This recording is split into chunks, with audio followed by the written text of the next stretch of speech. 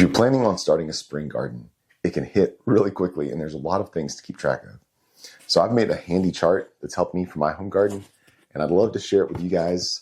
Not only this explanation, but you can download this chart as a filled out version of what I'm doing and as a blank version you can fill out yourself.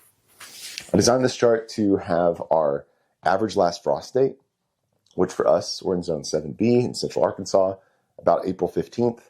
And then I've basically calculated backwards a number of weeks to start my seeds at appropriate times. So if you look on the back of a seed catalog, it'll have start 8 weeks before your last frost, start 12 weeks before your last frost.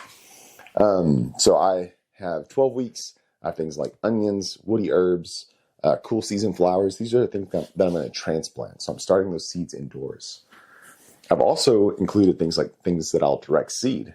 Carrots and turnips about a month before our last frost. Cool flowers, I'll direct seed some of those. And then our warm season flowers and beans and sunflowers 2 weeks after our last frost. I've also included a notes section for key things for me to remember in terms of making sure I have all my seeds, making sure I have a plan, getting my soil test around 2 months before my garden actually gets planted, begin preparing beds using my broad fork.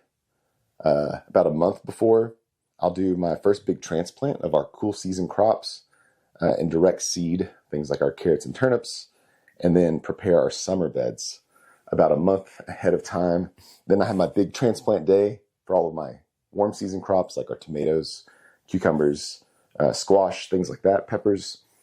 And then I'll have another direct seed day after my last frost for things like, corn or cucumbers, sunflowers, zinnias, things like that. I also have a similar chart for the fall. And what's different about the fall chart is that I'm using my first frost date, which for us is mid-November, but I'm using days to back calculate. And the reason for that is because with days, I can use the same seed packet information where instead of it saying start 8 weeks before the last frost, it'll say 120 days to maturity. That means I have 120 days before I can start harvesting that crop. Let's say I want to harvest it for 30 days, like let's tomatoes or something. Then I actually need to start it 150 days before that first frost that's going to take it out. So that's how I'm calculating how long I have to harvest all I need to out of that crop before I hit my first frost date. So the spring is almost like you're getting ready for a race and you're listening for the starting gun. And so you're doing all this preparation work and then boom, and then the race is off. And then for the fall, it's almost like there's a countdown clock and you're having to make sure you have enough time to reach the finish line before the clock expires. So it's kind of two different ways of looking at these. So you can use a chart like this regardless of where you live in the country. It's just that your actual growing season will be shorter if you're in a place like Zone 4 or much longer if you're in a place like South Florida, Zone 11. But you can still utilize your last frost date as your starting point.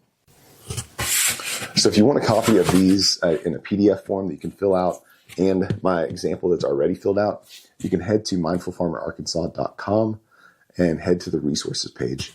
And I'm going to be putting more and more free downloadable content there. There'll also be a link to our upcoming bootcamp course, which is a 3-hour long video educational course all about planning, crop rotation, pest and disease management, creating really good systems for beginning gardeners to where you have success right out of the gate and don't have to spend a lot of money. So I really think a huge part of saving time, labor, and money is having the education to put good systems in place. So be sure to look for that and sign up for our newsletter too if you want to stay informed of upcoming educational opportunities.